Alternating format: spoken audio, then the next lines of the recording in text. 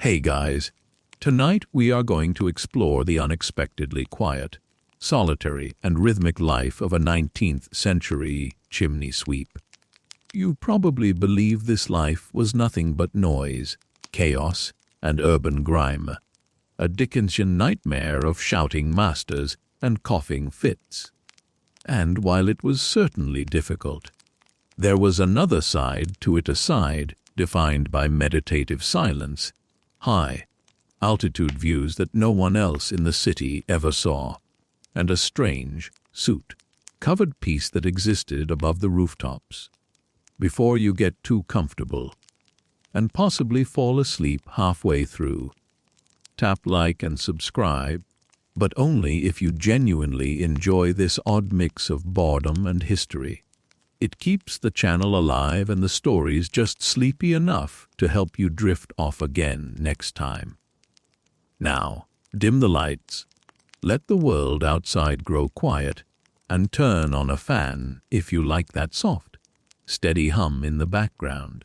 Let your shoulders loosen and your breathing slow. This is your time to drift. No rush, no deadlines, no noise.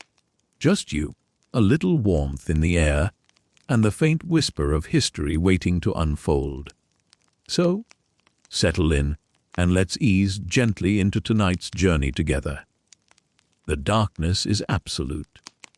It is not the artificial darkness of a room, with blackout curtains drawn tight against streetlights, but a thick, heavy, velvety obscurity that presses gently against your eyelids.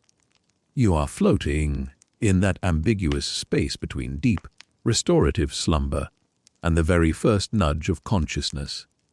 There is no sound. The city of London, or perhaps Manchester, or even a smaller, sleepier town like York, has not yet begun to stir. The cobblestones outside are silent.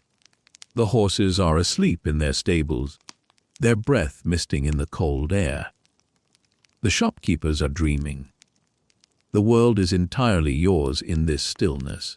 You become aware of the temperature before you are aware of your own body. It is cold, a crisp, biting chill that lives in the stone walls of the cellar where you sleep. It is the kind of cold that makes the warmth underneath your blanket feel like a luxury, a small, personal kingdom of heat that you have cultivated throughout the long night. You are curled up, your knees drawn slightly toward your chest, preserving every ounce of thermal energy. The blanket over you is heavy. It is not a modern duvet filled with synthetic fibers, but a coarse, dense weave of wool, perhaps an old horse blanket or a repurposed sack that smells faintly of coal dust and dried earth. The texture is rough against your chin, scratching slightly, but in a way that feels familiar and grounding. You breathe in slowly. The air in the room is still. It tastes of damp brick and old timber, with that pervasive, metallic tang of soot that never really leaves your life. It is not an unpleasant smell anymore. It is simply the scent of existence, as neutral to you as the smell of rain or the smell of bread. You let the air fill your lungs, feeling the coolness of it contrast with the warmth of your torso, and then you exhale, a long, slow release that seems to merge with the shadows around you. There is no alarm clock to shatter this peace. There is no digital beep, no marimba ringtone, no sudden jolt of electricity to force you into the day. You wake because your body knows the rhythm of the sun, or rather, the rhythm of the time before the sun. It is early. It is arguably the middle of the night for the wealthy aristocrats sleeping in the feathered beds on the floors above you. But for you, this is morning. It is roughly 4 o'clock. Historians still argue whether the concept of a master sweep, keeping apprentices in the cellar, was a universal practice, or merely a dramatic trope popularized by reformers. But in your reality, this low, stone, floored room is your sanctuary. It is quiet here. The thick foundations of the house insulate you from the wind that might be howling down the alleyways outside. You are protected. You are hidden. You stretch your legs beneath the rough covering. Your muscles feel stiff, a dull, heavy sensation that speaks of the physical labor of the day before.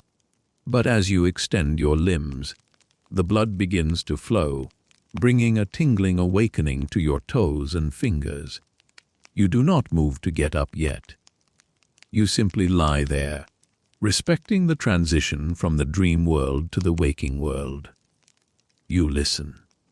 Far above, through the layers of timber and plaster, you might hear the faintest creak of a floorboard as the house settles, expanding and contracting with the temperature changes of the night. It is a comforting sound, like the heartbeat of a large, sleeping animal. You are part of this house, yet separate from it. You are the invisible force that keeps its lungs, the chimneys, clear and breathing. But for now, you are just a silent resident of its deepest roots. You realize that your bed is not a bed in the traditional sense. It is a pile of straw sacks, flattened by time and use into a surprisingly supportive mat. There is a quirky historical tidbit that suggests some sweeps preferred sleeping on these sacks because the soot that permeated their clothes would ruin traditional linen. But you also find that the firmness of the straw is better for your back than a sagging mattress would be.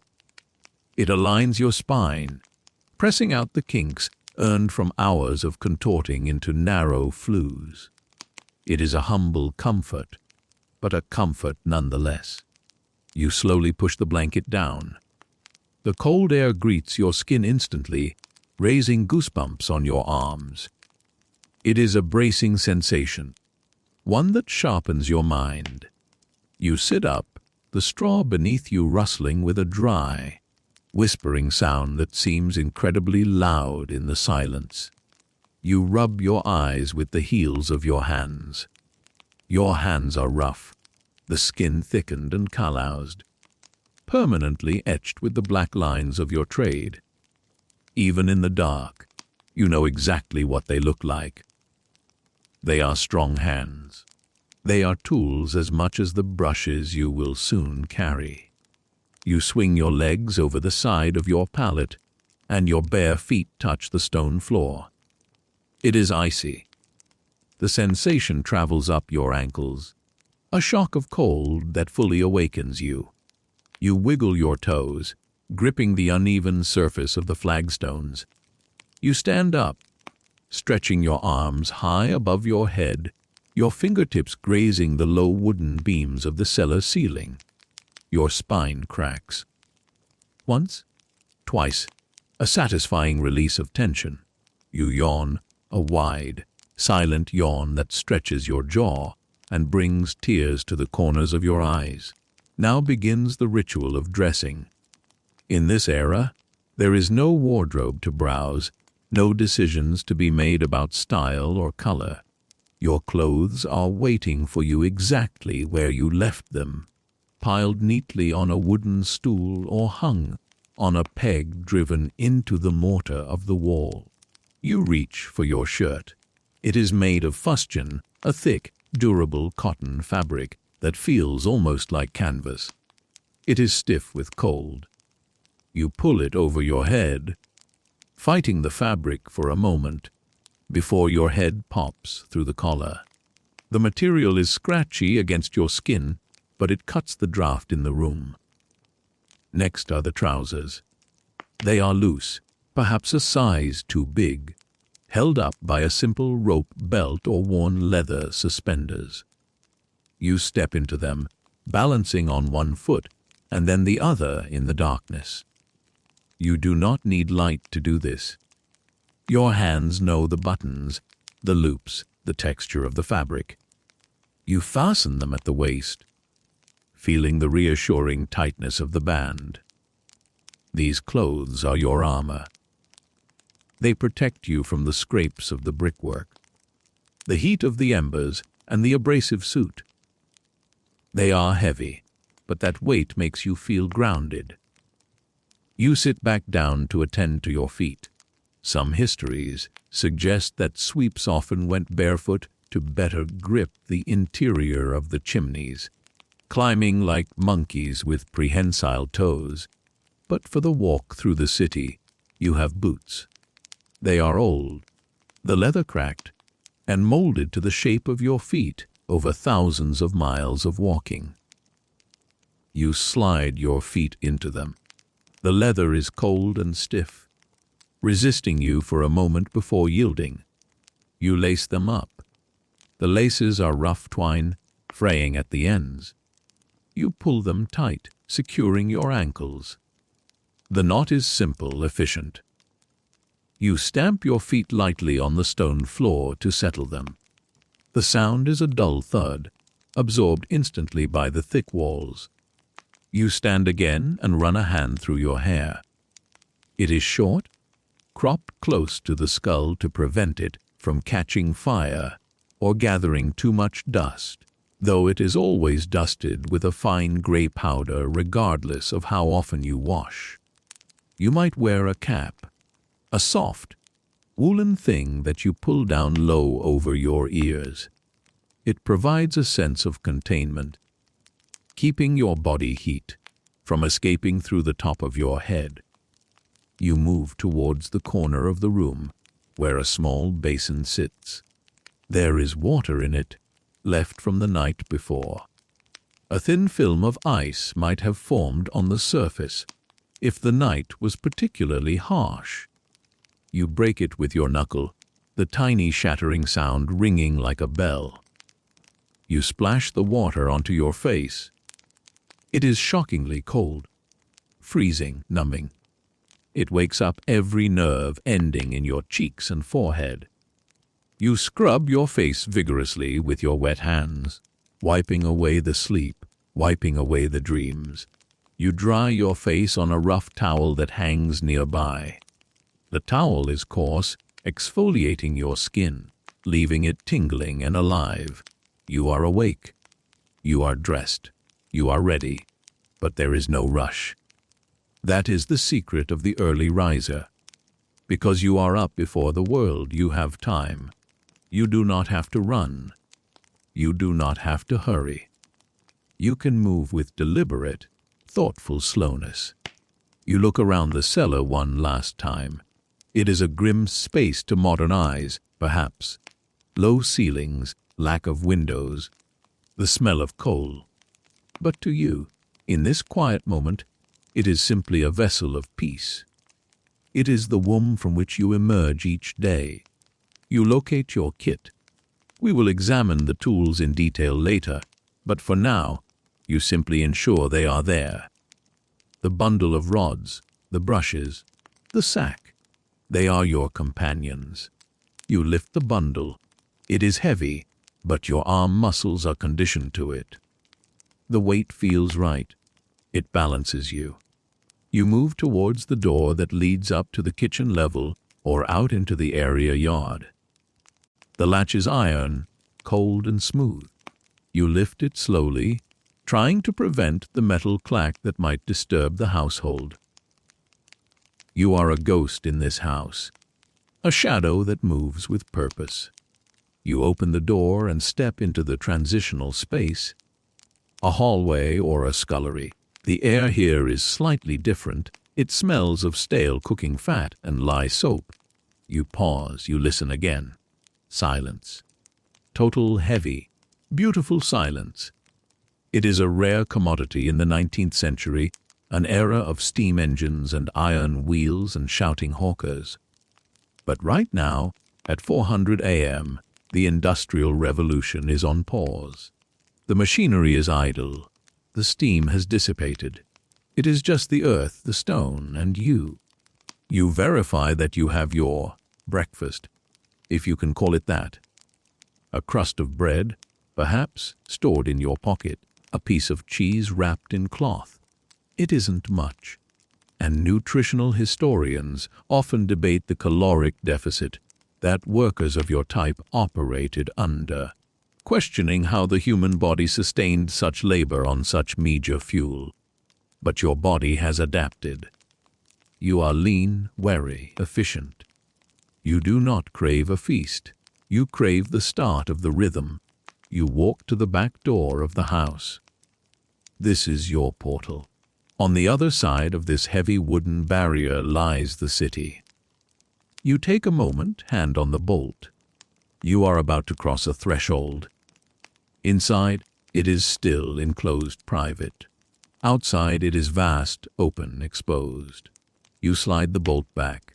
It moves with a heavy, oiled resistance. Schlock.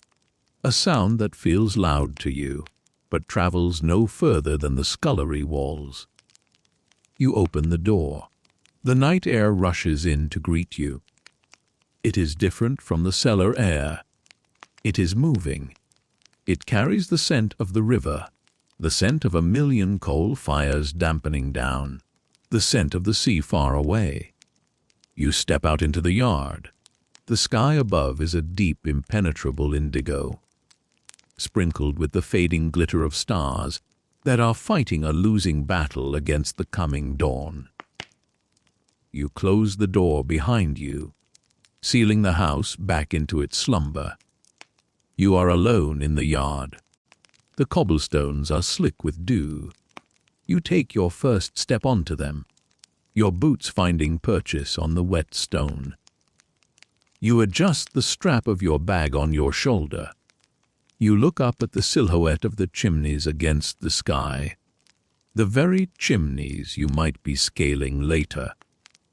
They look like sentinels, black fingers pointing at the heavens. The awakening is complete. You have transitioned from the unconscious vulnerability of sleep to the alert, prepared state of the worker. But you carry the quiet with you. You do not whistle. You do not hum. You simply exist in the space, a solitary figure in a sleeping world, preparing to walk the empty streets. The day has not yet begun for the bankers, the bakers, the politicians, or the poets. But for you, the day is already unfolding in the slow, steady beat of your own heart. You breathe in the mist. You settle the weight on your shoulder, and you prepare to move. You are standing in the quiet solitude of the yard, or perhaps a small, dedicated outbuilding where the tools of your trade are stored. The air here is still, filled with the dry, dusty scent of equipment that sees daily use. It is a smell distinct from the coal smoke. It smells of dried vegetable fibers, cold metal, and the earthy, nitrogen-rich odor of accumulated soot. Before you can step out into the city proper, you must assemble the physical extension of your will, the rods and the brushes. This is not a haphazard collection of items, but a carefully curated kit, a technological system designed to navigate the hidden arteries of the city's architecture. You move toward the corner, where the rods are stacked. They lean against the brickwork like a bundle of silent, slumbering snakes. These are not simple sticks. They are the vertebrae of your profession.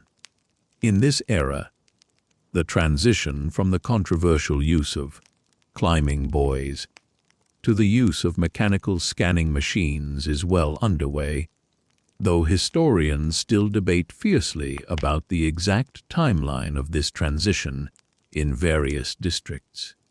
Some argue that the climbing boy lingered in the shadows of the law for decades, while others suggest the adoption of the machine was swift in the more affluent, regulation-conscious boroughs.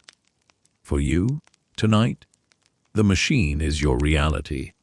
It is a device of simple, elegant engineering known as the scandiscope, or simply the sweeping machine, invented by Joseph Glass. You reach out and take the first rod in your hand. It is made of malacca cane. You run your palm along the length of it. The texture is distinctive, smooth, yet with a subtle, organic grain that you can feel through your calloused fingertips. It is lightweight, far lighter than oak or ash, yet it possesses a remarkable tensile strength. It is flexible, able to bend around the gentle curves of a flue without snapping, returning to its true straightness the moment the pressure is released. You appreciate this resilience. It feels like a living thing in your grip. The cane is cool to the touch. It has a varnished surface that has been polished by countless passages through rough brick chimneys, leaving it with a patina that glows dully in the low light. You examine the ends of the rod. Here is where the true craftsmanship lies. Each cane is capped with a brass ferrule, a metal sleeve that protects the wood and houses the screw mechanism. The brass is cold, heavier than the wood, grounding the rod. You pick up a second rod to test the fit.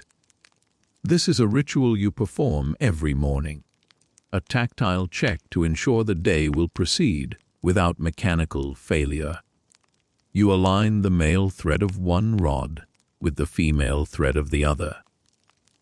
The brass slides against brass with a microscopic friction, a sensation of smooth, machined metal meeting its counterpart. You begin to twist. The motion is repetitive, circular, hypnotic. One turn, two turns. The threads bite and draw the two canes together. You feel the resistance build gradually until the joint locks tight. There is no wobble. The two rods have become one. You unscrew them, the reverse motion just as satisfying as the first. You do this because you need to carry them in a bundle, not as a 40-foot pole. But the knowledge that they fit perfectly gives you a sense of security. You gather the rods, usually 10 or 12 of them, each about 4 feet long. When connected, they can reach the top of the tallest townhouse in the square. You bundle them together using a thick leather strap. You pull the strap tight, the leather creaking softly under the strain. The bundle is dense and solid. When you lift it, it rests against your shoulder with a familiar pressure, a heavy cylinder of potential energy. Next, you turn your attention to the brush head. This is the crown of your apparatus. It sits on the shelf, a dark, bristling sphere. You pick it up, weighing it in your hand. It is surprisingly light for its size. The design is ingenious. It consists of a central wooden hub, into which are set radiating loops of bristles. These are not plastic bristles. Synthetic polymers are a dream of a distant future. These bristles are organic. They are made from whalebone, or more accurately, baleen. There is a strange, fringe historical tidbit regarding the economics of the whaling industry and the chimney trade. As the demand for corsets fluctuated, so too did the availability of high-quality chimney brushes. The baleen has been boiled to soften it, then cut into strips. You run your thumb across the tips of the bristles. They are stiff, springy, and tough. They make a dry, scratching sound against your skin, like dried leaves rustling on pavement. You inspect the hub. It is fitted with a small brass wheel or a roller on some models, designed to help the brush glide over the rough mortar of the chimney interior. You spin the little wheel with your finger. It turns freely, silent and well oiled. You check the screw thread in the center of the brush, ensuring it is clean of grit. This is the point of failure you must avoid. A brush lost halfway up a chimney is a disaster that ruins the day. Satisfied, you place the brush into your kit. It smells intensely of the sea and the hearth simultaneously, a peculiar olfactory blend of marine biology and industrial combustion. Then there is the scraper. You pick up this simple iron tool. It is flat, with a chiseled edge, used for dislodging hard cakes of soot that the brush cannot shift. The iron is pitted and black, stained by years of service. It has a cold, unforgiving weight. It is a crude instrument compared to the elegant cane rods, but it is necessary. You slide it into a designated pocket in your coat, or drop it into the bottom of your sack. The sack itself is the final piece of the puzzle. You pick it up from where it lies in a heap. It is made of heavy, coarse hemp or jute. The weave is loose enough to breathe, but tight enough to hold the fine, invasive powder of soot. It is black, not dyed black, but stained black by the cargo it carries. It is large, capable of holding bushels of soot. You shake it out. A small cloud of dark dust puffs into the air, glittering briefly in the dim light before settling back down. You fold the sack neatly. It is not just a container. It is your currency collector. The soot you gather is not waste. It is a valuable commodity. It will be sold to farmers for fertilizer, or to brickmakers who mix it with clay to harden their bricks. There is a quiet satisfaction in this loop of economy, the waste of the city warming the fields that grow the food that feeds the city. You tuck the folded sack into your belt or strap it to the bundle of rods. You take a moment to check your personal protective gear, such as it is. You might have a cloth cap, which you pull down tight. You might have a scarf or a sweeping cloth that you can tie over your nose and mouth when the dust becomes too thick. You check the fabric. It is soft, worn thin by washing. You run the fabric between your fingers, feeling the familiar texture of old cotton. It is your only filter, your only shield against the atmosphere of the flu. You also check your knee pads and elbow pads if you are wearing them. Even with the machine, there are times when you must kneel on the hearth or reach into the register. These pads are made of thick leather or layers of felt. You adjust the buckles behind your knees. They pinch slightly, a sensation that reminds you of your physical presence in the world. You tighten the straps just enough to keep them in place without cutting off circulation. Finally, you step back and look at the assembled pile. The rods, the brush, the scraper, the sack, the cloths. It is a pile of brown and black and brass. It is dull in color but rich in texture. It represents a mastery of a specific, narrow domain. You feel a sense of professional pride. You are not just a laborer. You are a technician of the fireplace. You understand the physics of updrafts, the geometry of flues, the chemistry of combustion. These tools are the extensions of that knowledge. You begin the process of loading yourself up. This is a balancing act. You hoist the bundle of cane rods onto your right shoulder. You find the sweet spot where the leather strap sits in the groove of your trapezius muscle. It settles there comfortably. You take the brush and hook it onto the bundle or carry it in your left hand. You ensure the sack is secure. You shift your weight, testing the center of gravity. You are heavier now, wider. You occupy more space.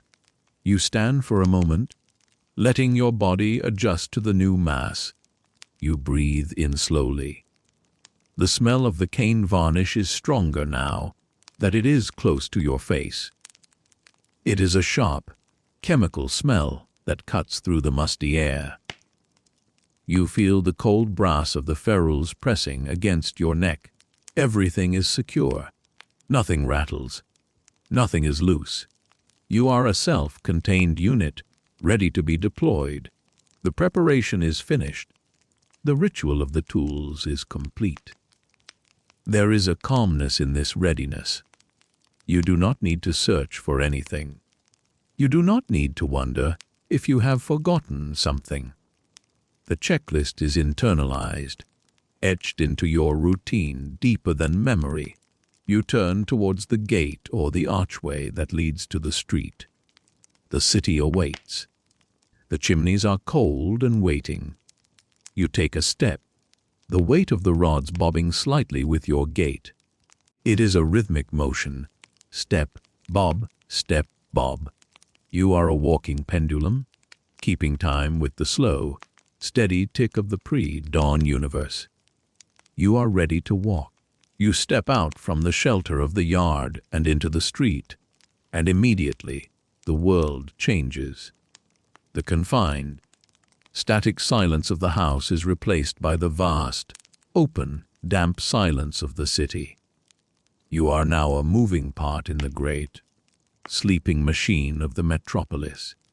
The first thing you notice is the air quality. It is heavy, thick with moisture and particulate matter. This is the famous fog, the atmospheric blanket that defines the 19th century urban experience. It is not merely water vapor. It is a suspension of river mist, coal smoke from yesterday's thousands of fires, and the exhalations of a million slumbering souls. It has a taste, faintly sulphurous, metallic, like licking a cold iron railing. You adjust the bundle of rods on your shoulder, finding the groove where they will rest for the next mile. You take your first step onto the pavement. The sound is distinct. Your heavy boot connects with the stone. A York flagstone, perhaps, smooth and worn by centuries of foot traffic, and it produces a dull, solid clack that echoes briefly before being swallowed by the fog. You take another step, clack, and another, clack. This rhythm becomes the metronome of your morning. It is a slow, steady beat, approximately 60 beats per minute, a walking andante that propels you forward without haste. The visibility is low. The gas lamps are still lit, burning with a pale, yellowish, green luminescence that struggles to penetrate the mist. They do not illuminate the street so much as they create isolated pools of glowing vapor. As you walk towards one, you see the halo of light expanding, the swirling droplets of water illuminated for a split second, before they vanish again into the dark. You pass beneath a lamp post. It is a tall, cast iron structure, fluted and painted a dark green or black. You can hear it. There is a faint, persistent hiss coming from the glass lantern at the top.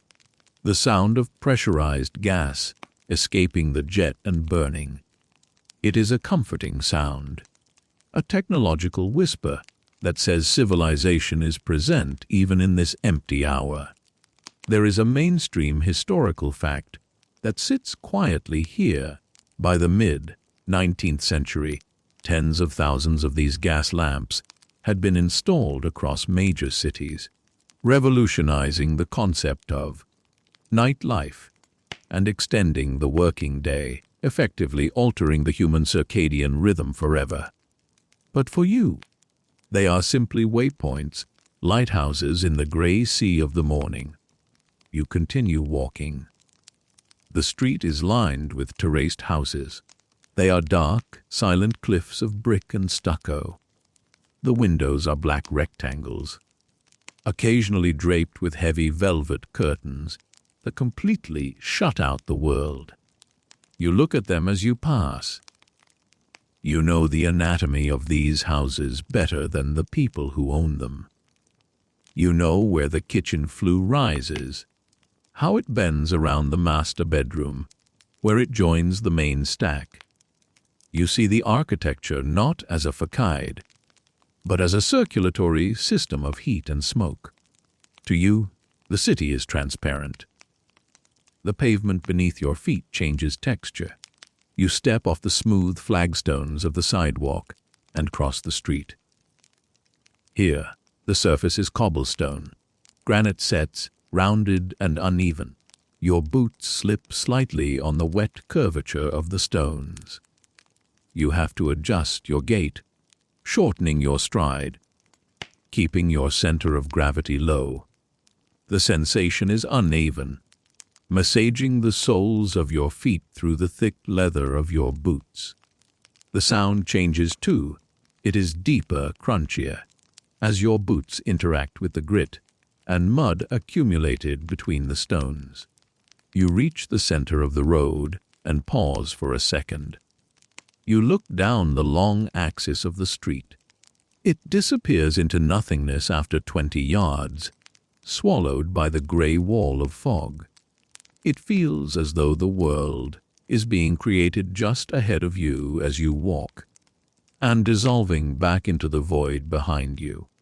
You are in a moving bubble of existence.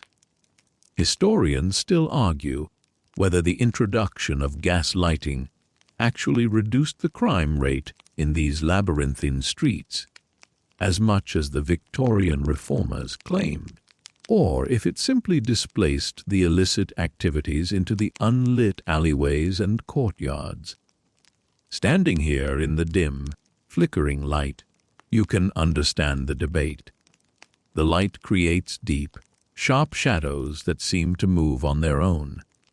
It is atmospheric, certainly, but it offers only an illusion of safety. However, you are not afraid. You are a sweep.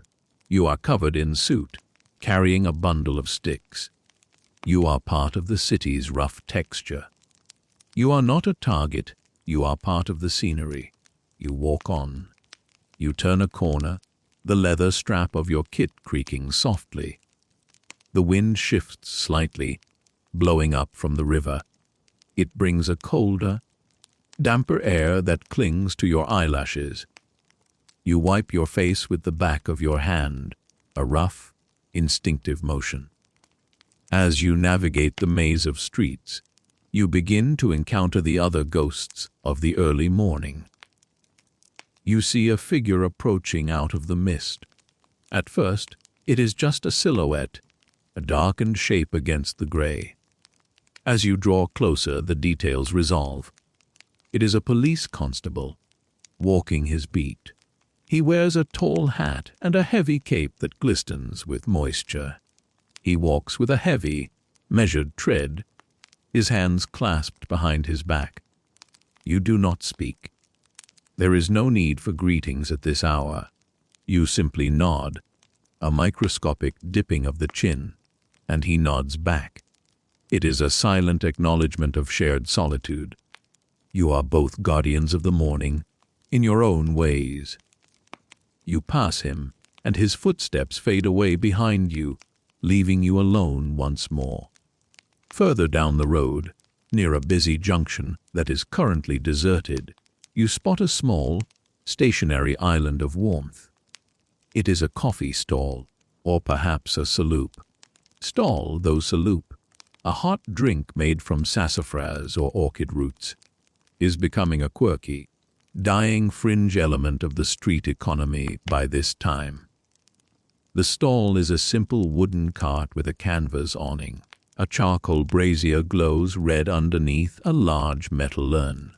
Steam rises from the urn, mixing with the fog, creating a fragrant cloud that smells of roasted beans, chicory, and hot metal. The stall owner is there, wrapped in layers of wool, stamping his feet to keep warm. A few other early risers, perhaps market porters or dock workers, are standing around, nursing tin mugs of the hot, dark liquid. They are silent, too. They hold the mugs with both hands, absorbing the heat into their palms. You might stop here on a different day, but today you have a destination. You walk past, walking through the invisible cloud of coffee scent. It is a tantalizing aroma, rich and earthy, contrasting sharply with the cold, wet air you are breathing. It triggers a small pang of hunger in your stomach. but you push it aside. The rhythm of the walk takes over again. You turn into a wider avenue. Here, the buildings are grander. You are moving from the commercial districts into the residential squares of the wealthy. The transition is marked by the iron railings. Mile after mile of black iron railings, separating the street from the basement areas of the townhouses. You run your free hand along the top of a railing as you walk. The metal is freezing, slick with condensation. It hums slightly under your fingertips. Bump, bump, bump, bump. Your fingers skip over the spear-shaped finials. It is a tactile connection to the wealth of the city. A barrier you are permitted to cross only because you are necessary. You notice the scrapers built into the pavement, next to each front door. These are boot scrapers, iron blades set into stone, designed for gentlemen to clean the mud from their boots before entering the hall. Some are simple bars, others are elaborate flourishes of cast iron shaped like griffins or dachshunds. They are little sculptures of utility, ignored by everyone except those who walk. You look at the mud accumulated around them, drying, caking, telling the story of yesterday's foot traffic. The mist seems to swirl thicker here, trapped by the high walls of the four-story townhouses. The silence is deeper, more insulated. The sound of the city waking up is beginning to intrude, however. Far away, you hear the rattle of a cart, perhaps a milk wagon or a mail cart. The sound is muffled, distorted by the fog, making it impossible to tell exactly where it is coming from. It is just a low, rumbling vibration in the air. You pass a mews, a narrow, cobbled lane running behind the grand houses, where the stables are located. The smell of horses is strong here, sweet hay, manure, warm animal bodies. You hear a horse blow air through its nostrils, a loud, fluttering snort that echoes down the lane. A bucket clanks against stone. The grooms are awake. The city's engine is priming itself. You check your mental map. In this era, there is no GPS, no smartphone to guide you. You navigate by landmarks. The crooked tree at the corner of the square, the specific peeling paint on a baker's sign, the unique pattern of a church spire that looms out of the fog. You know the city by its textures and its corners.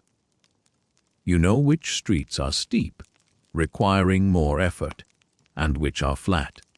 You know which alleys act as wind tunnels and which offer shelter. You are approaching your destination. It is a specific square, a garden square with a locked park in the center. The trees in the park are skeletal, their black branches tracing intricate lace patterns against the gray sky. You walk along the perimeter of the square. The houses here are imposing, identical, marching in a disciplined row. They are the homes of merchants, lawyers, minor aristocracy. They are asleep. The curtains are drawn tight. You feel a shift in your internal state.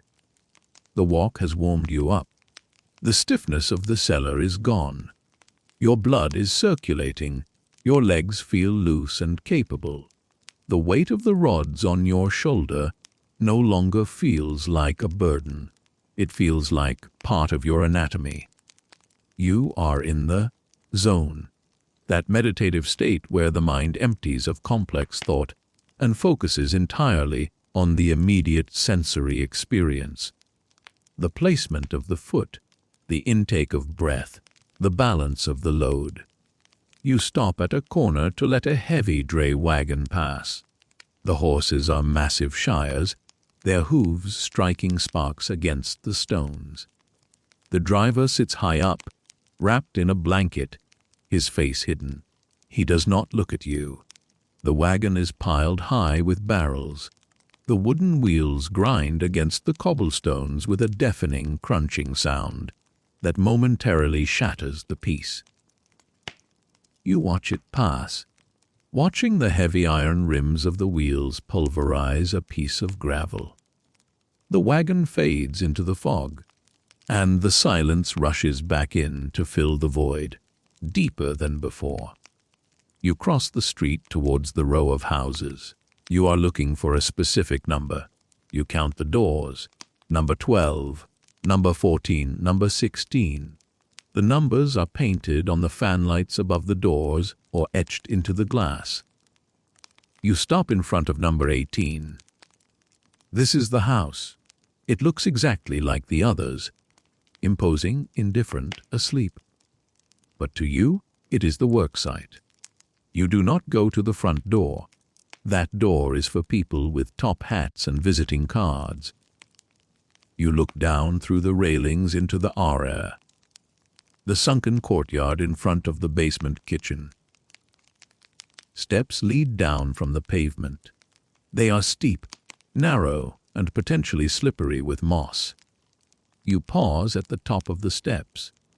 You take a moment to transition from the traveler to the worker. You shift the bundle of rods on your shoulder. You take a deep breath of the damp street air, savoring the open space for one last second.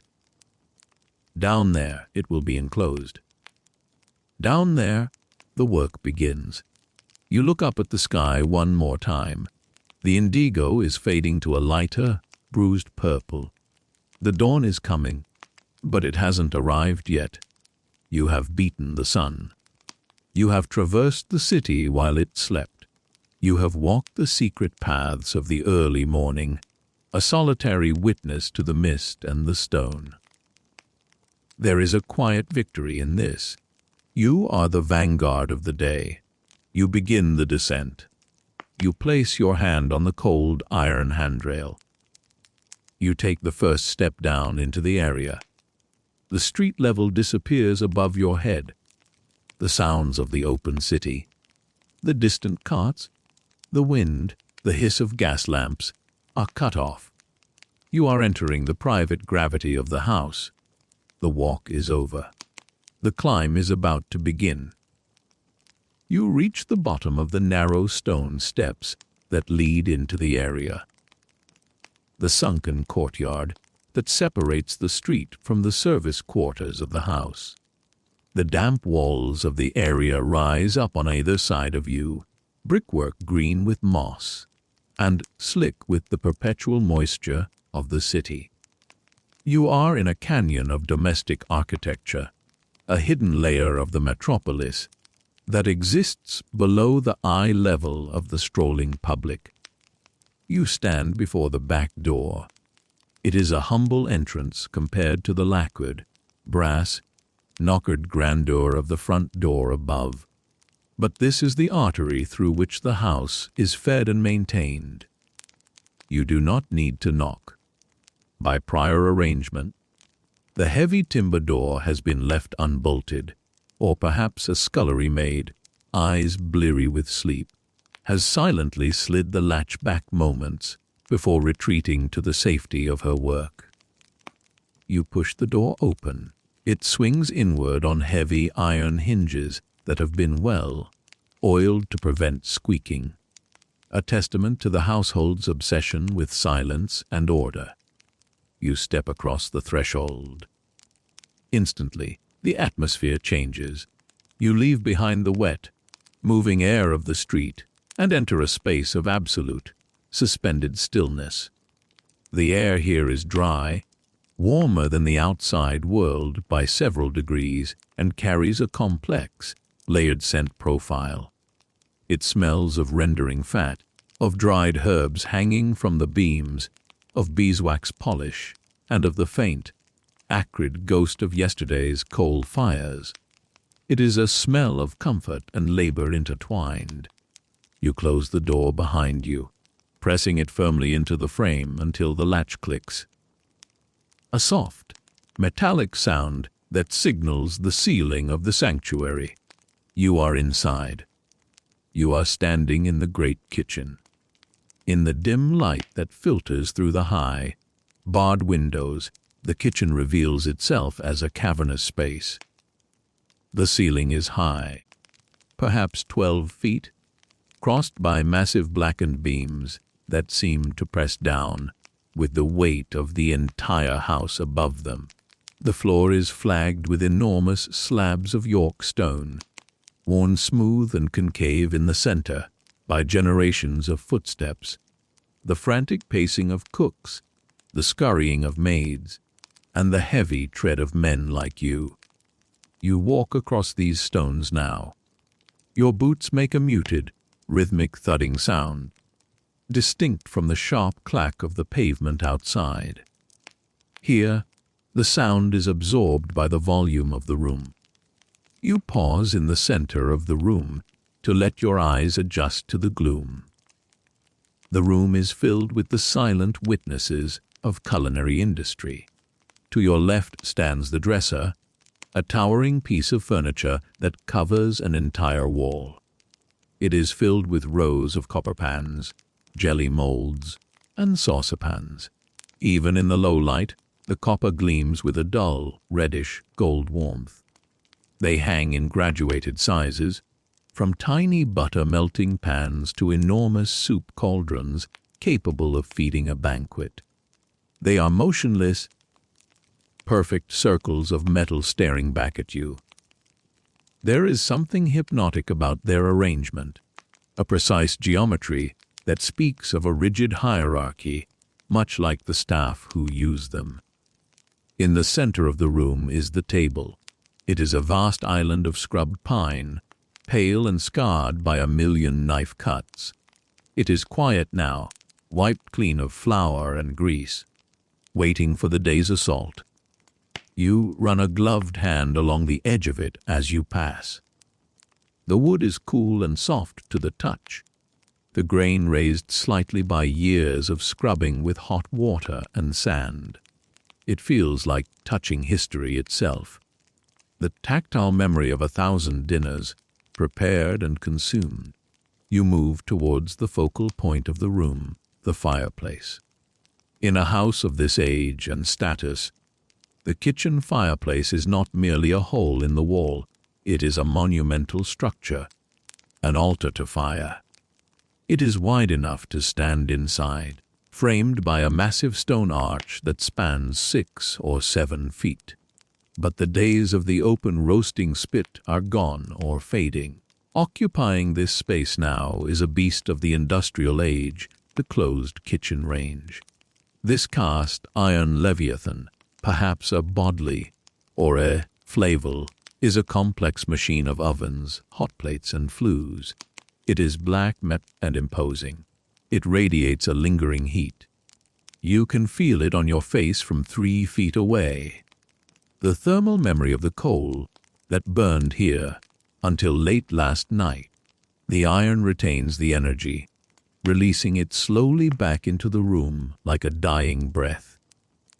You set your bundle of rods down on the stone floor. Thump. The sound is heavy and final. You unhook the sack and the brush. You are about to perform the surgery. But first, you must prepare the patient. You step closer to the range. You place your hand flat against the oven door. It is warm, bordering on hot. This is good. A warm chimney creates a natural updraft, which will help carry the loosened soot away from you, rather than blowing it back into the room. However, there is a scholarly debate among architectural historians regarding the impact of these ranges on the chimney sweep's trade.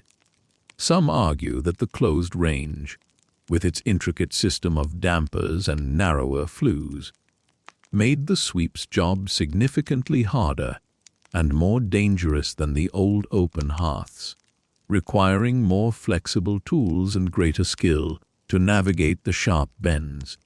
Others suggest the intense heat of the ranges burned off much of the soot, reducing the frequency of sweeping. Standing here, feeling the heat, you know the truth lies somewhere in the middle. The soot is different here. It is not the dry, fluffy dust of a parlor fire. It is greasy, sticky and heavy. It is culinary soot, bound together by vaporized animal fats. You begin the ritual of sheeting up.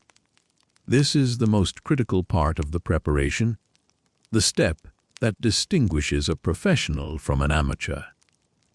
You cannot simply shove a brush up the chimney. That would result in a blowback, filling this pristine kitchen with a cloud of black choking dust, coating the copper pans and the scrub table in grime. The wrath of the cook would be terrifying. You must seal the opening. You reach into your bag and pull out the hearth sheet. It is a large, heavy piece of canvas or sacking, stained black from years of use. It smells intensely of soot, a concentrated essence of your trade. You unfold it. It makes a heavy, flapping sound in the quiet room. You hold it up, checking for holes. It is intact. You approach the fireplace arch. You need to secure this sheet across the entire opening of the fireplace, creating a barrier between the flue and the room. You might use tension rods, props, or simply nails driven into the mortar joints if they are available. You work methodically. You pin the top corners of the sheet to the mantel or the archway. You smooth it down the sides. You ensure the bottom edge is weighted down, perhaps using the heavy iron fender or the coal scuttle to hold it tight against the floor. There is a specific, quirky element to your cloth. In the center, or near the bottom, there is a sleeve, a fabric tube, or a slit with an overlapping flap. This is the port through which your rods will enter. It is a simple but brilliant innovation, allowing the tool to pass through while keeping the dust contained. You adjust the sheet so that this sleeve is aligned with the register plate, the metal flap that controls the draft in the chimney throat. You step back to inspect your work. The fireplace is now hidden behind a curtain of dirty canvas. The grand iron range is veiled. The room looks strange, as if one of its main features has been bandaged. You check the seals. You run your hand along the edges, feeling for gaps. Even a tiny gap can allow a jet of soot to escape. You are meticulous. You take pride in leaving a room as clean as you found it. Now, you must prepare the access. You kneel on the stone hearth, your knees finding the familiar hardness of the floor. You lift the bottom of the sheet slightly and reach inside. It is dark in there, and the air is hotter. You reach up into the throat of the chimney to find the register plate. It is a heavy iron flap. You push it open. Creak. The sound of metal grinding on metal echoes up the flue. A puff of warm air rushes down to meet your hand, carrying the smell of creosote and charred wood. You lock the register plate in the open position. You need a clear path. You run your gloved hand around the inside of the gathering. The funneled, shaped brickwork that leads from the fireplace to the flue proper. You are feeling for obstructions. Sometimes you find bird nests, loose bricks, or the accumulated clinker of fused ash. Today, it feels relatively clear, though the walls are coated in a thick, velvety layer of soot. You withdraw your hand and let the sheet fall back into place. You wipe your glove on your trousers. You are ready to assemble the machine. You pick up the brush head, the whalebone sphere we admired earlier. You take the first cane rod. You kneel again in front of the sheet. You push the brush head through the sleeve in the canvas. It disappears into the dark space behind the curtain. You can hear the bristles scratching against the iron of the range. Scratch, scratch. It is a dry, rasping sound. You locate the threaded socket of the brush by feel through the canvas. You guide the brass ferrule of the first rod into the socket. You twist the rod.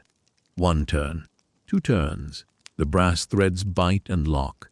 The rod is now connected to the brush. You have formed the tip of the spear. You stay kneeling for a moment. The kitchen is still silent. The only sound is the ticking of the clock on the wall. Tick, tick, tock. It is a slow, heavy pendulum swing, marking the seconds of the early morning. It reminds you that time is passing, that the household will eventually wake up. But for now, you are in a suspended bubble of time. You look around the kitchen one last time before you commit to the climb. You see a small detail you missed before, a plate left on the table with a few crumbs of biscuit and a half empty glass of milk, a midnight snack for a restless child, or perhaps a treat left for the house spirits. There is a strange, fringe historical tidbit that suggests in some rural areas, homeowners would leave small gifts for the sweep. Food, or a coin hidden on the flue ledge, based on the superstition that sweeps brought good luck. Sweep's luck, they called it. Seeing a sweep on your wedding day was an omen of prosperity. But here, in the cold, professional silence of the manor kitchen, there are no gifts, only the crumbs of someone else's life. You return your focus to the rod in your hand. You grip the cane shaft. It is smooth and cool. You are about to initiate the process that defines your existence. You are about to connect the earth to the sky through a narrow, dark tunnel of brick. You give the rod a gentle push. The brush slides forward, over the iron grate, and bumps against the back of the chimney throat. You feel the impact travel down the cane and into your palm. It is a tactile signal. You are at the threshold. You wiggle the rod slightly, maneuvering the brush head into the opening of the flue. You feel the resistance of the bristles as they compress against the brickwork. They don't want to go up. They want to stay expanded.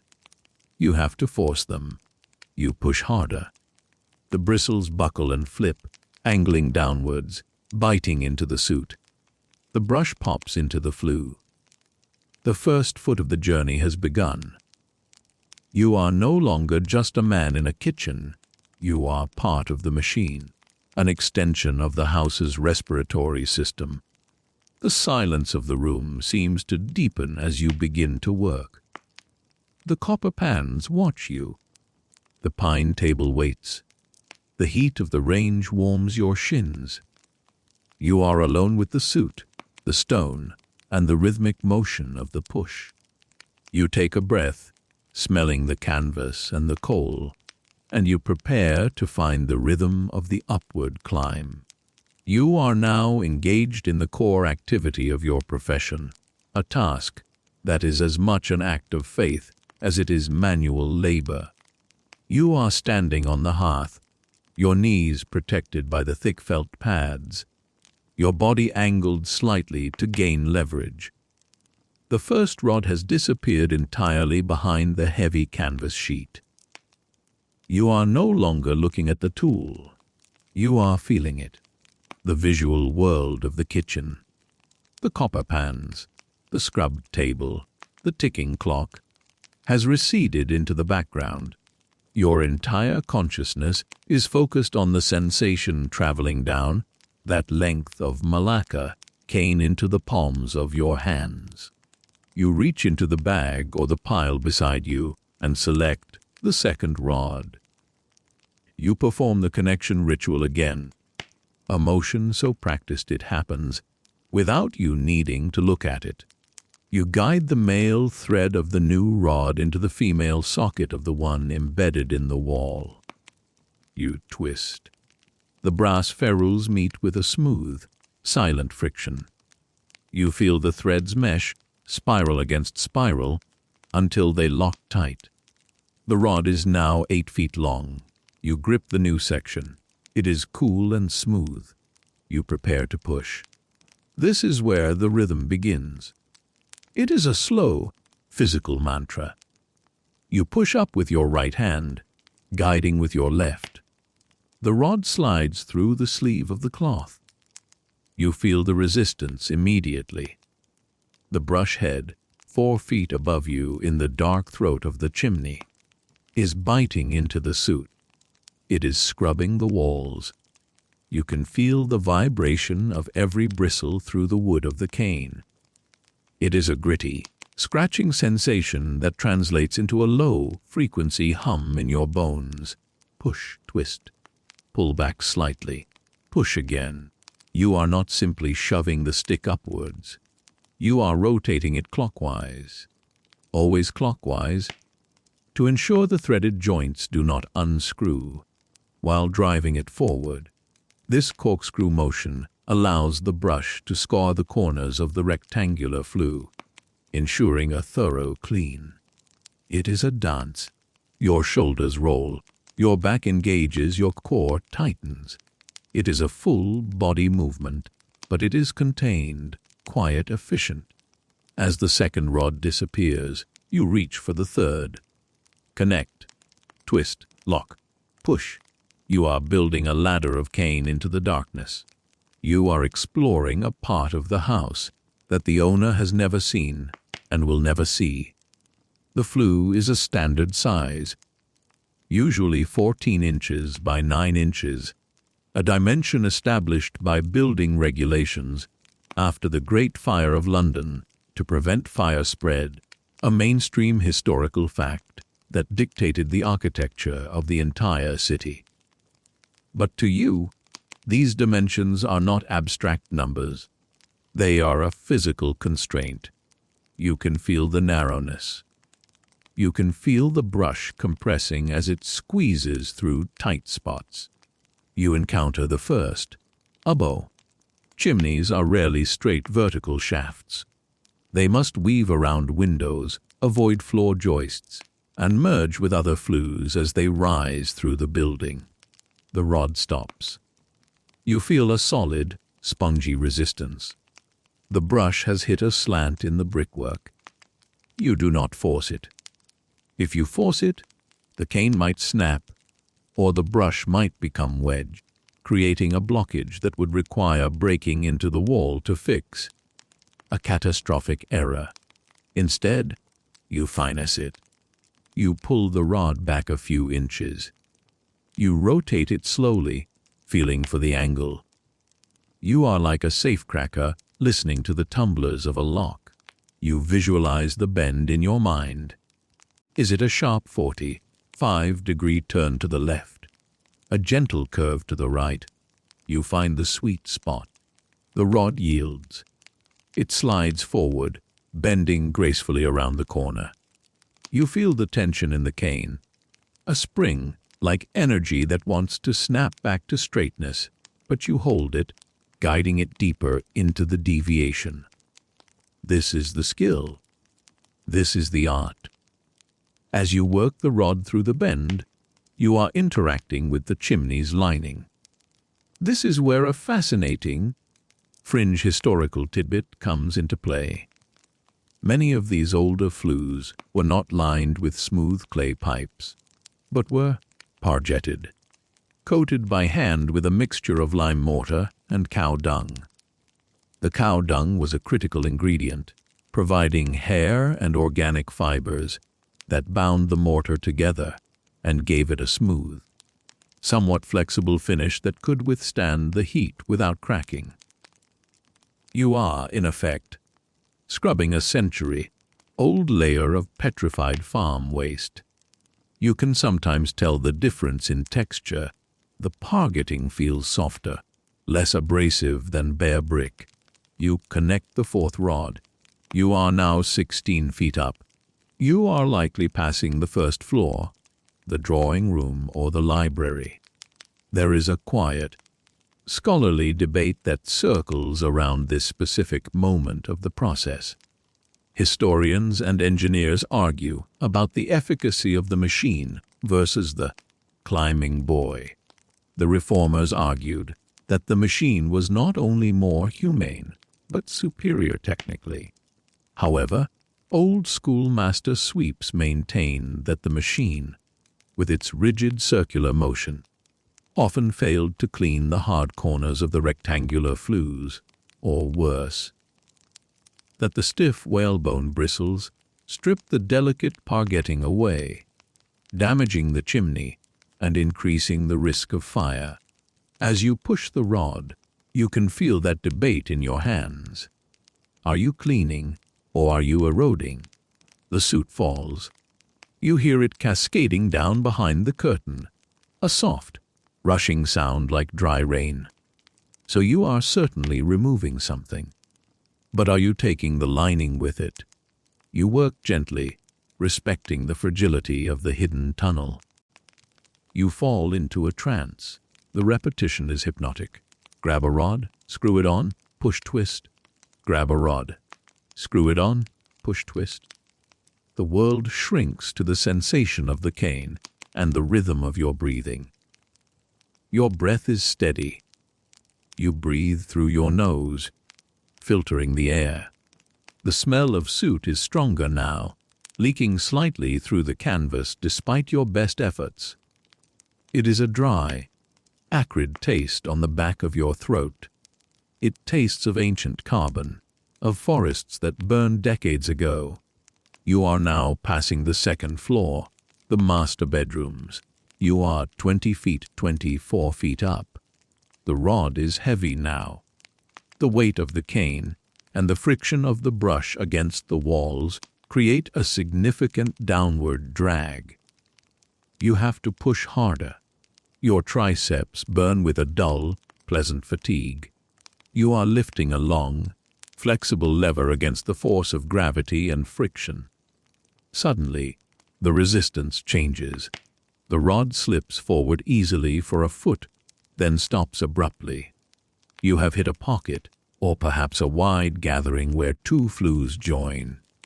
You pause. You wiggle the rod. You listen with your fingers. You can feel the brush head spinning in empty space, then hitting something hard. You adjust your technique.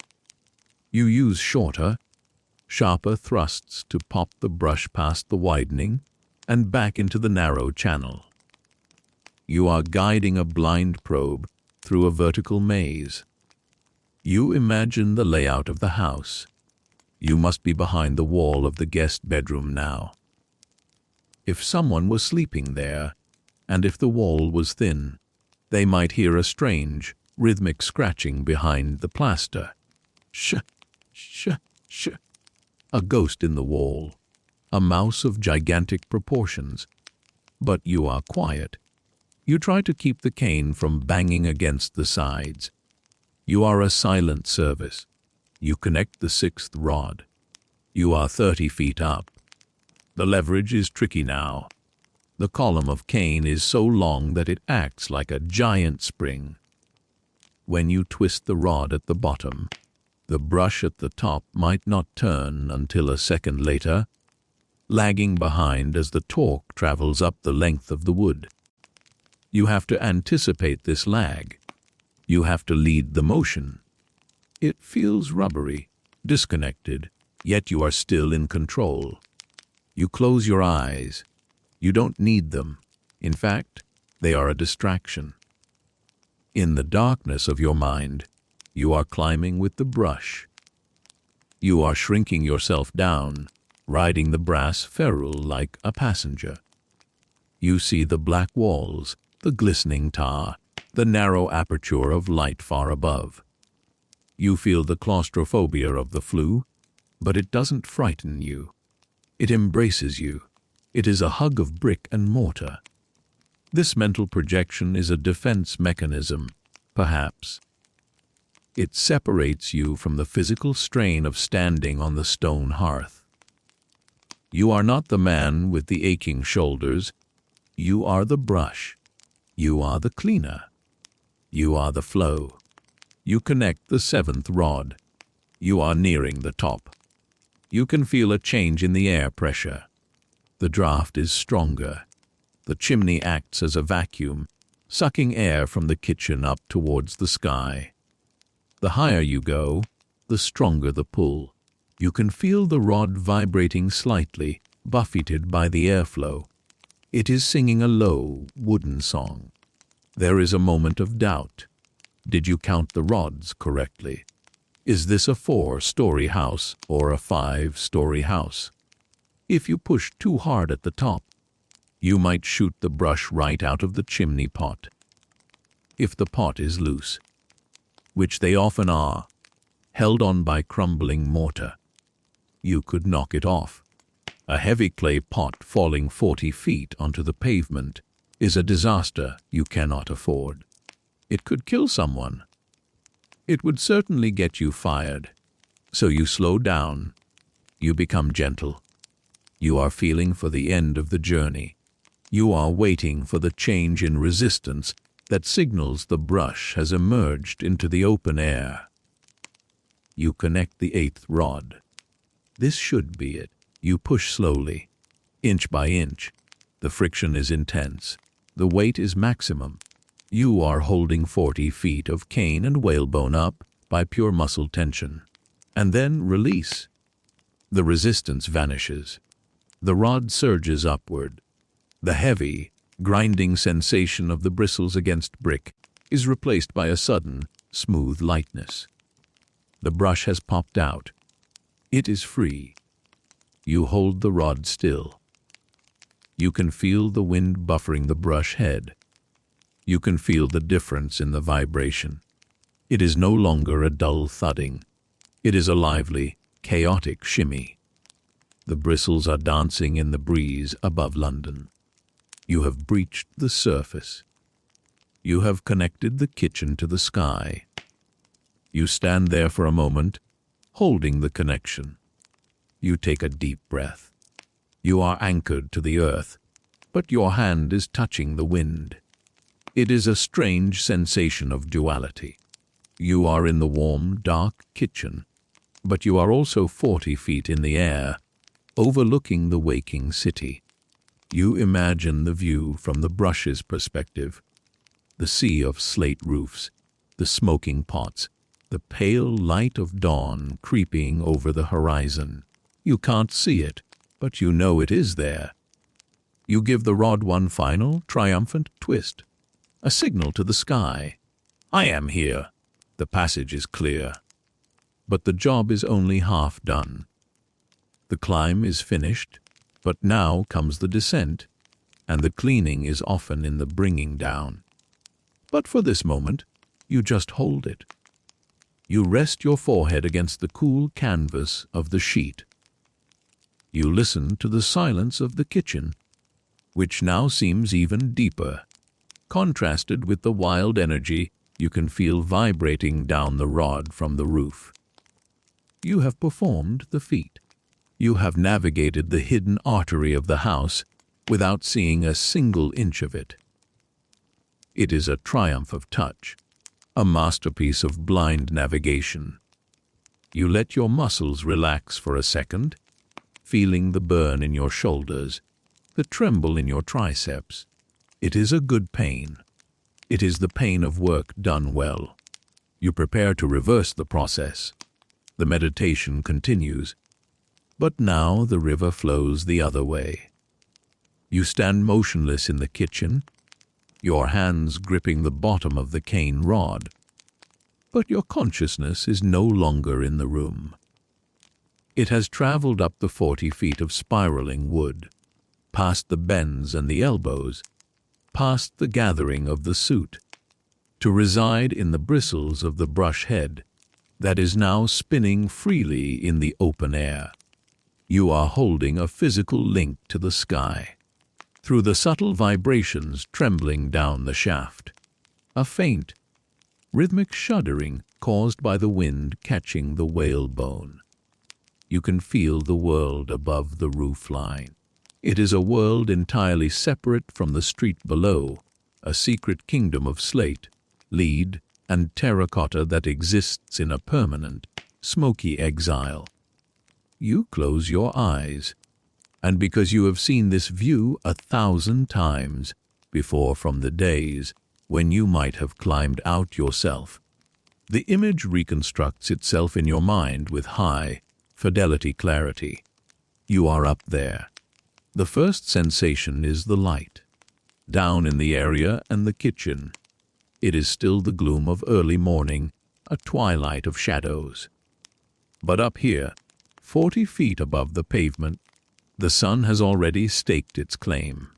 The light is pale, diluted by the atmospheric moisture, a wash of soft, pearlescent gray that is slowly turning to a bruised peach color on the eastern horizon. It strikes the soot, blackened bristles of your brush, illuminating the individual particles of dust as they drift away on the breeze. You look out, in your mind's eye, across the landscape. It is an ocean of roofs. It stretches out in every direction, a chaotic, undulating surface of gray slate and red tile that mimics the swell of the sea. There is a hypnotic geometry to it, the steep pitch of the gables, the flat valleys of the lead-lined gutters, the sharp ridges where the slates meet. It is a hard, mineral terrain, devoid of green, devoid of softness. It is a man-made geological formation, and rising from this sea are the reefs and islands of the chimney stacks. They are everywhere. They march in rows along the party walls of the terraces, identical brick obelisks standing guard over the domestic fires below. From this vantage point, you realize the sheer scale of the city's heating infrastructure. Every room has a fire, every fire has a flue, every flue has a pot. It is a forest of burnt clay. This brings you to a mainstream historical fact that defines the very texture of the air you are imagining. By the mid to late 19th century, London alone was consuming millions of tons of coal annually. Some estimates suggest upwards of 3 million tons. This massive combustion event created the legendary Big Smoke, a perpetual atmospheric condition where the sky was never truly blue, but a varying shade of particulate gray. You are looking out at the source of that haze. You are seeing the thousands of tiny volcanoes that contribute to the Great Smog. The smoke is rising now. You can see it drifting lazily from the pots around you. It is not the thick, black bellow of a factory chimney. It is the thin, blue-gray wisps of domestic fires being lit for the morning. It spirals upwards, catching the wind, twisting into ribbons that merge and fade into the general gloom. There is a silence to this pollution. It is a gentle, continuous exhalation of the city. The wind up here is different from the draft in the street. It is cleaner, faster, unobstructed. It whistles. You can hear the sound of it rushing over the lips of the chimney pots. A low, mournful flute note that changes pitch as the wind speed varies. Woo, woo. It is the song of the rooftops. It buffets your brush, trying to push it sideways, but the stiffness of the cane holds it true. You focus on the chimney pots themselves. To the untrained eye from the street, they all look like simple tubes. But up here, close and personal, you appreciate the immense variety of their design. This is where a quirky, fringe element of industrial design comes into focus. Chimney pots were not just functional. They were a battleground of patents and inventions designed to cure the eternal plague of the smoky chimney. You see the standard, canon pots, simple and tapered, but mixed in with them are the tallboys, tall, slender tubes reaching 6 feet high, desperately trying to catch a clean draft. You see the louvred pots with their stacked vents looking like pagodas. You see the bizarre, or pots, which look exactly like the letter H, designed to ensure that no matter which way the wind blew, the smoke could escape. You see the wind guards, with their spinning cowls that rotate with the breeze, squeaking softly as they turn. It is a museum of ceramic engineering, a terracotta army facing the sky, each one silently fighting the physics of downdrafts. There is a scholarly debate that hangs in the air here, much like the smoke itself. Historians of environmental law and urban planning often argue about the effectiveness of the early smoke abatement acts. Some scholars posit that the legislative attempts to curb smoke in the 19th century were largely symbolic, failures of enforcement that allowed the city to choke for another 100 years. Others argue that they drove significant innovation in great design and fuel types. As you watch the smoke drift from 1,000 unregulated pots, unconnected to any industrial furnace, and thus largely exempt from the early laws, you feel the weight of that debate. You are cleaning the very instruments of the pollution, maintaining the system that darkens the sky. You are a custodian of the smog, but the view is also beautiful in a melancholy way.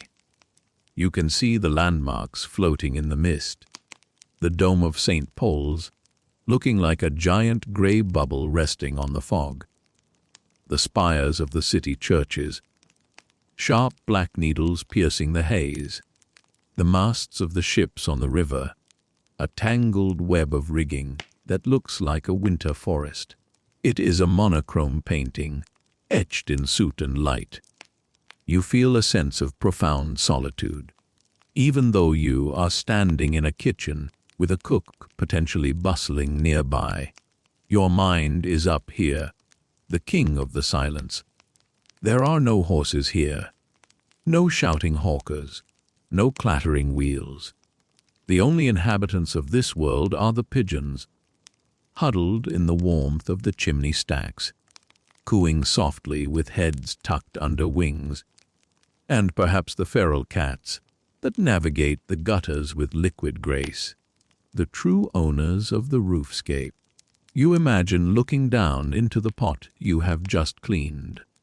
The rim is caked with black, tarry deposits. The opening is dark, a throat swallowing the light. You have cleared the airway.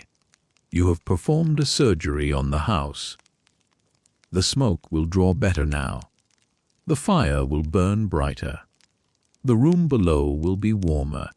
There is a satisfaction in this, a tangible result of your invisible labor. The vibration in the rod changes slightly. The wind has shifted. It is pushing the brush against the rim of the pot.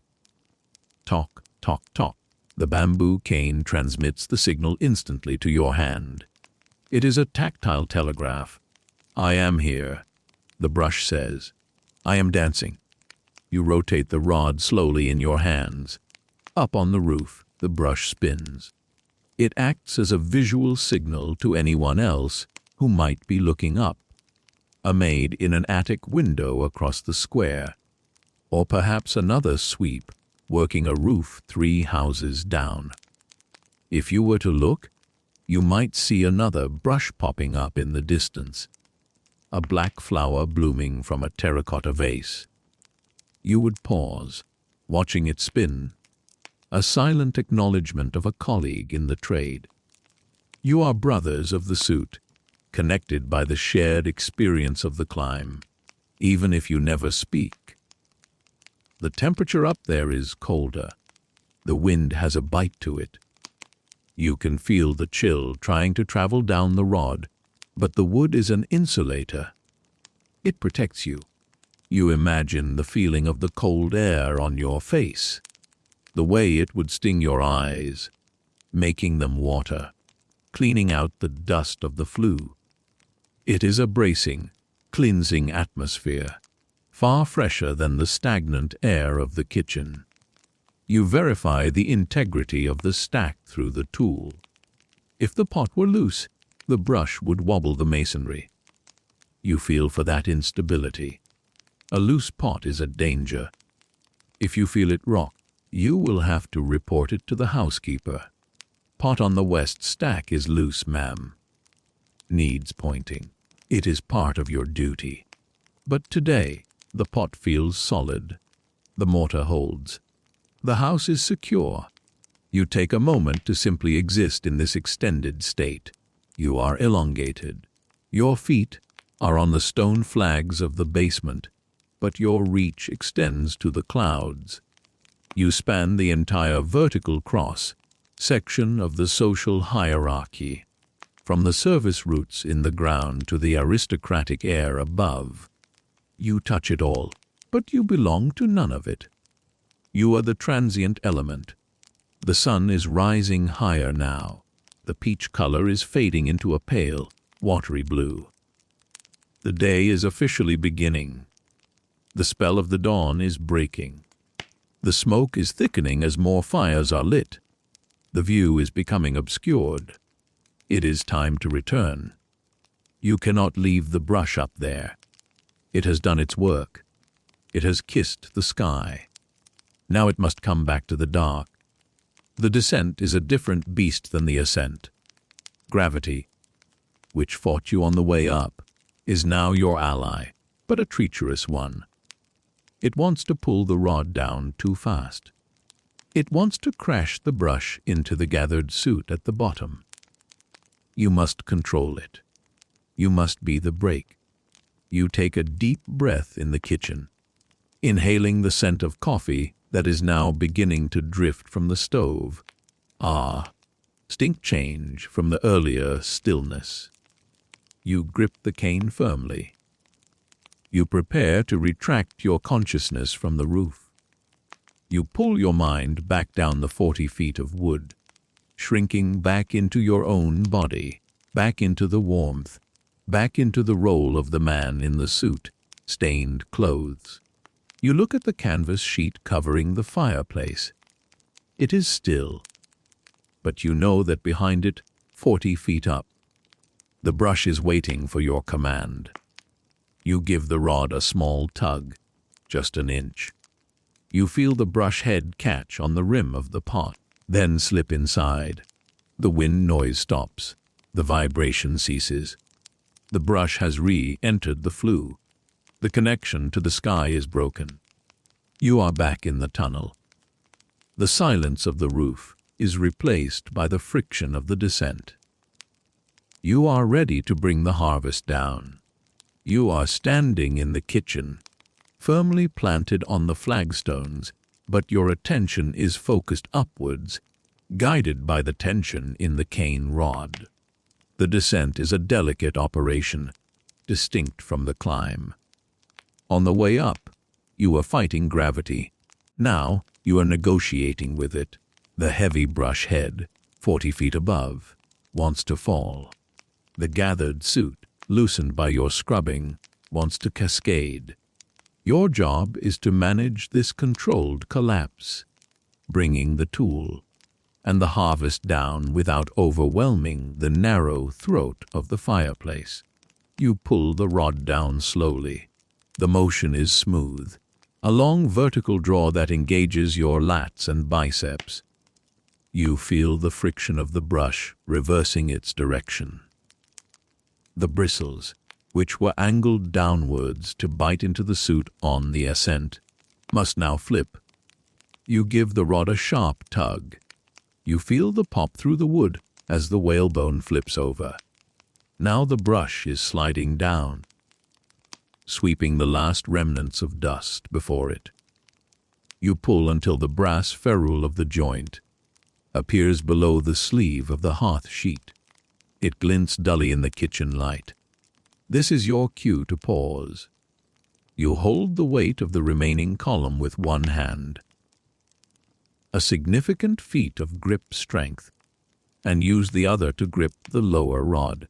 You begin to untwist. The motion is the exact inverse of the morning's ritual. Counter-clockwise. 1 turn, 2 turns. The friction releases.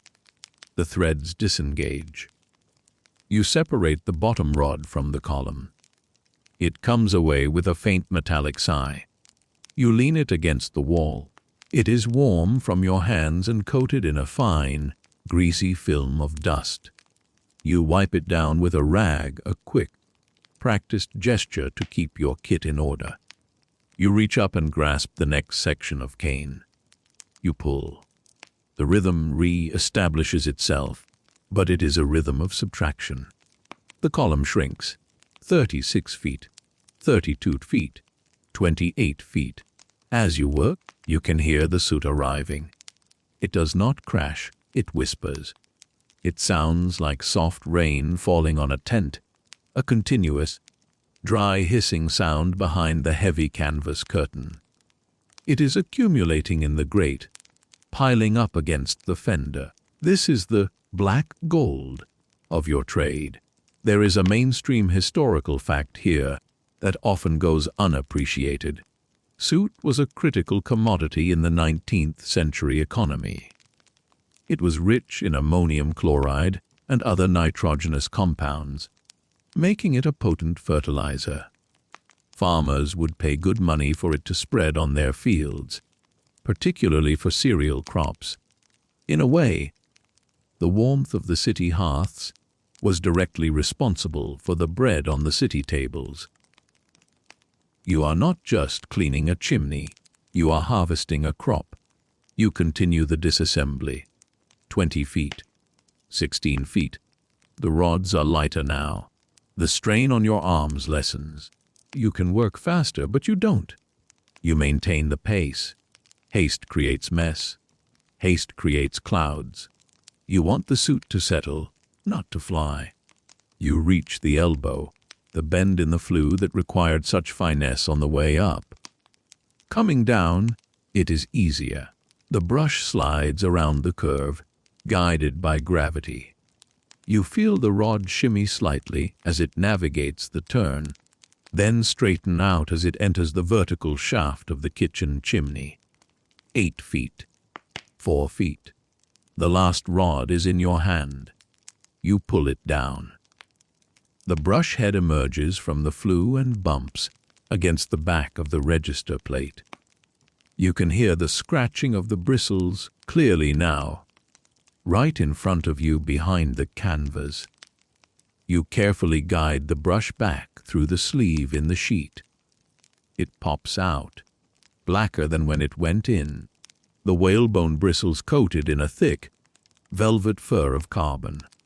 You unscrew the brush. You place it on the drop cloth. You are done with the machine. Now you must deal with the product. You wait. You stand still for a full minute, perhaps 2. You are waiting for the air inside the fireplace to settle. If you open the curtain now, the drafts will catch the suspended dust and blow it into the room. So you wait. You listen to the kitchen clock ticking. Tick, tock. You watch the dust motes dancing in the shaft of light coming from the window. It is a moment of enforced stillness. Finally, you judge it to be safe. You carefully unpin the bottom of the hearth sheet. You lift it slowly, folding it inwards to trap any dust clinging to the fabric. You peel back the curtain. The reveal is always satisfying. In the grate, where there was once just an empty iron basket, there is now a pyramid of soot. It is a perfect, matte, black cone, soft and dense. It covers the firebars, spills over the ash pan, and rests against the fender. It looks like black snow. It absorbs the light, reflecting nothing. You reach for your shovel and your sack. This is the dirty work. You kneel on the hearth. You scoop the soot.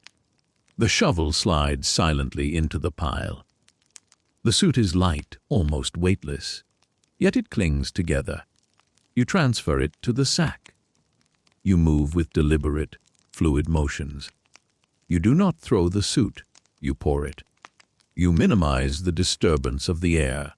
There is a scholarly debate that persists regarding the respiratory health of the sweeps and the specific pathology of soot wart, or chimney sweep's carcinoma, the first industrially linked cancer ever identified by Percival Pott in 1775. Historians argue about how much the sweeps understood of this risk. Did they know the dust was slowly changing their cells, or was it just an occupational nuisance? As you breathe shallowly, keeping your face away from the rising dust, you likely view it with a fatalistic pragmatism common to the era. It is simply the nature of the job. You respect the soot, you fear it slightly, but you handle it because you must. You fill the sack. You tie the neck tight with a piece of twine. The pyramid is gone. The grate is empty again. You use a small hand brush to sweep the last grains from the ironwork. You wipe the hearthstone with a damp cloth until the stone shines again. You check the mantel. You check the floor. There is not a speck of dust to be seen. The room is pristine. The only evidence that you were ever here is the full sack sitting by your feet. You pack up your tools. The rods are bundled. The brush is stowed. The sheet is folded. You are loaded up again. You verify the register plate is set correctly for the cook to light the fire. You take one last look at the range.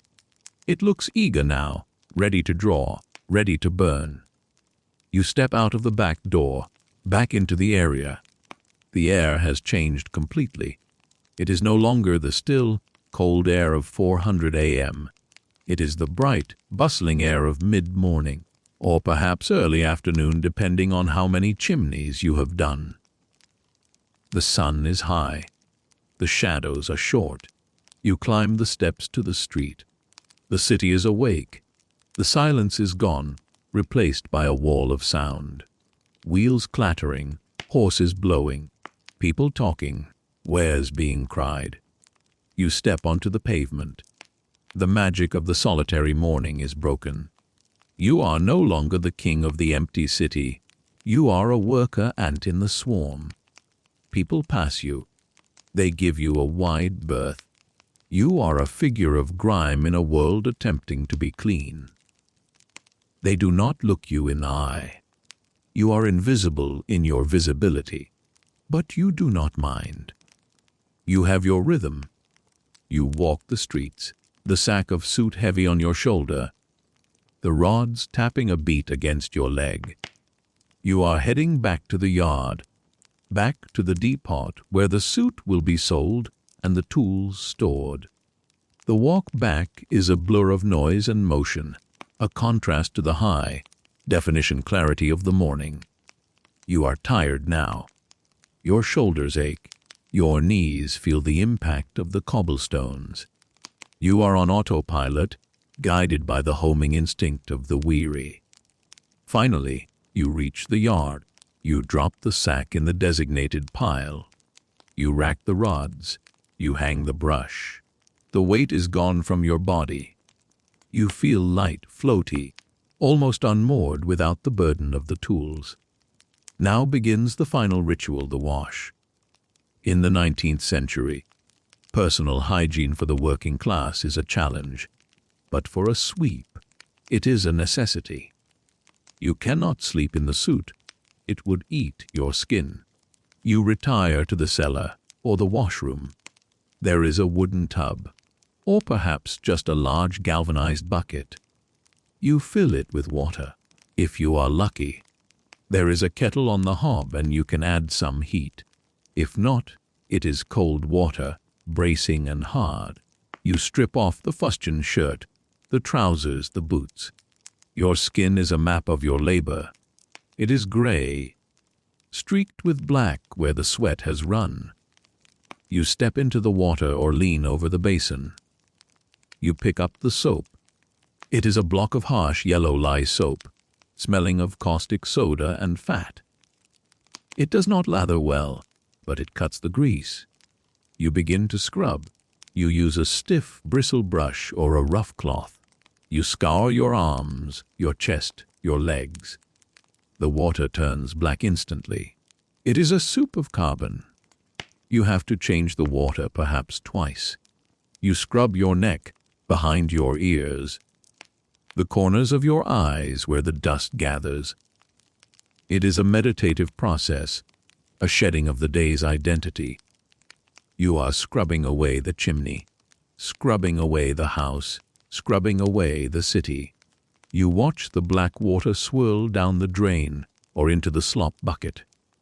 It is a purging. You can never get it all. There is always a faint shadow of gray in the creases of your knuckles, a permanent eyeliner of soot on your lids. It is a tattoo of your trade, but you get clean enough. You feel the air on your bare, wet skin. It feels sensitive, alive. The layer of insulation is gone. You dry yourself with a towel. The friction warms your skin. You put on your clean clothes, a loose shirt, soft trousers. They feel impossibly light and smooth compared to the stiff work gear. You sit down on your pallet of straw sacks. The cellar is quiet again. The cycle has returned to the beginning. The sun is setting outside, the light in the high window fading to a deep, dusty blue. You are tired, a bone-deep weariness that is heavy and sweet. You lie down. You pull the rough blanket up to your chin. You smell the faint scent of the soap on your skin, mixing with the eternal smell of the earth and the coal. You close your eyes. The darkness returns, the same velvety darkness you woke up to. Your body remembers the rhythm of the climb. Even as you lie still, you feel the phantom sensation of the rod in your hand, the push, the twist, the sway of the wind at the top of the stack. You are drifting. The city outside is quieting down, the great machine slowing its gears for the night. You have played your part. You have kept the breath of the houses flowing. You have touched the sky and returned to the earth. Your breathing slows. The image of the sea of roofs fades into the abstract patterns of sleep. You are safe. You are warm. You are clean. And tomorrow, before the sun rises, you will do it all again. And so the day circles back to where it began. The soot has been gathered, the fires have been laid, and the city settles into the uneasy quiet of the night. The chimney sweep. A figure often painted in the colors of hardship and grime, finds his rest in the cool silence of the cellar. It is a life of stark contrasts, the claustrophobic dark of the flue and the infinite expanse of the sky, the noise of the waking streets, and the absolute stillness of the early morning kitchen. We often think of history as a series of great events, of battles and treaties and kings. But history is also the rhythmic clicking of a cane rod, the smell of coal dust, the feeling of a cold wind 40 feet above the ground. It is the story of the people who maintained the invisible machinery of daily life, who moved through the world like shadows, leaving behind nothing but a clean draft and a pile of black dust. As you lie there, listening to the hum of your own world, the fan, the distant traffic, the settling of your own house, let yourself sink into that same deep, restorative heaviness. Let the rhythm of the sweep's walk, the slow clack, clack, clack of boots on cobblestones, guide you down into sleep. There is no more climbing to be done tonight. The tools are put away. The list is finished. The smoke drifts away over the rooftops, dissolving into the stars. The fire burns low. The silence holds you. Drift along with it. Let the dark wash over you like the water in the basin, taking away the noise, taking away the worry, leaving only peace.